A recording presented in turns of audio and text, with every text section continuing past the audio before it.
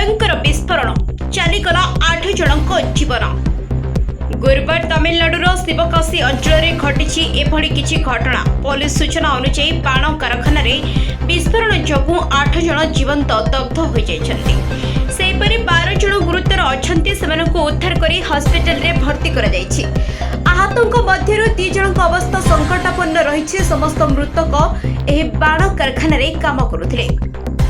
घटनास्थल में उद्धार कार्य जारी रही। विस्फोरण पर पूरा फैक्ट्री रे निया लगी जाइथिला। खबर पाई अग्निशम विभाग घटनास्थल में पहुंची निया को आयत्त करने को चेष्टा करुछि। एहा एक लाइसेंस प्राप्त बाण कारखाना थिला। विस्फोरण जोगु पूरा अंचल धुआमय हो जाइछि। श्रमिक माने एठारे काम करुथिबा बेले हठात विस्फोरण होइथिला। तेबे केउ कारण जोगु कारखाना रे विस्फोरण होइछि से नै सूचना मिले नाही। पुलिस घटनार तदंत जारी रखिछि।